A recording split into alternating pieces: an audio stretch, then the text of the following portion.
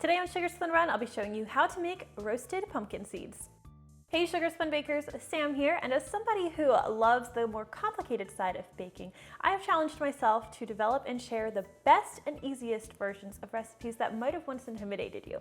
Today I have something super simple. I'm going to be showing you how to use those seeds from pumpkin carving to make easy roasted pumpkin seeds. Before you begin, you're going to want to preheat your oven to 375 degrees Fahrenheit.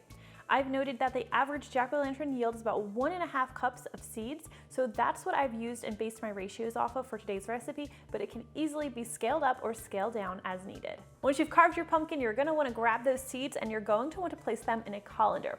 We're going to take this over to the sink where we're going to rinse them. And the first thing I like to do is just pick out the easy pieces, those big chunks that you can just pull out by hand.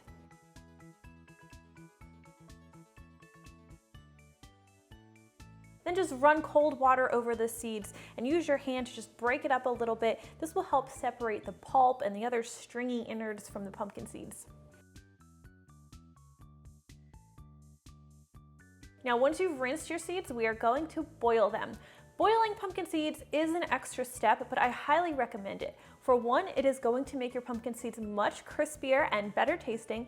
And for another reason, we're going to boil them in highly salted water, which is going to help make them saltier as well. I do like to use a lot of salt. I start with 3 cups of water in a medium-sized saucepan, and I'm going to add 1.5 to 2 teaspoons of salt. And this is just regular table salt. Now bring this to a rolling boil, and then you can add your pumpkin seeds. You'll want to boil your seeds for about 10 minutes. When they're finished, you might notice they look a little bit gray, and they should also be nice and plump.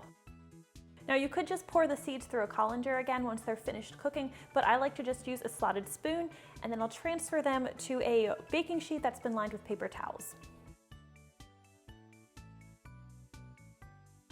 So now I'm going to use a couple more sheets of paper towels just to blot the pumpkin seeds dry as much as I can. Now, drying the pumpkin seeds is important, and some recipes will have you let them dry overnight. I do not have that kind of patience. When I'm carving my jack-o'-lantern, I want my pumpkin seeds now, so we're just going to do the best we can. This part can be such a pain because the seeds do stick so much to the paper towel, but it's so much better than waiting overnight for pumpkin seeds. So these are just about ready to roast, but of course we want to add some seasoning first. I'm going to be combining everything in a separate bowl, but you could do this directly on the baking sheet and just work everything together with a spatula or your hands if you want to save a dish. Now the first thing you want to do is coat the seeds with a little bit of olive oil. I use about a tablespoon. And you'll want to add some salt to taste. I'm going to be using about a teaspoon of coarse sea salt.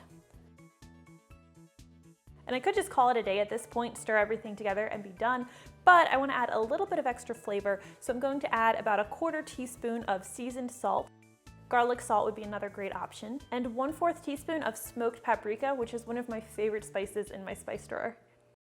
Worcestershire sauce is another great option, but totally optional. And I'm just adding about 1/2 to 1 teaspoon. Feel free to play with your favorite spices and seasonings. If you're in Maryland like I am, Old Bay is a great addition as well. Now you'll want to get everything well coated with the seasoning. Just spread these evenly onto your baking sheet. You want a nice even layer. And I'm using parchment paper for easy cleanup, but you can just bake right on your cookie sheet instead. And we'll bake these in our 375 degree Fahrenheit preheated oven until they're nice and golden in color and nice and crunchy. This usually takes about 25 minutes, and I always pause about halfway through to stir my pumpkin seeds. That way they get evenly toasted. When they're finished baking, your pumpkin seeds should be a nice golden color, and they should also appear dry. Now all that's left to do is let them cool and they're ready to enjoy. And that is how you make easy roasted pumpkin seeds. I hope you guys enjoyed this recipe, and I would love to hear your favorite way to tweak it. Thank you guys so much for watching, and I'll see you next time.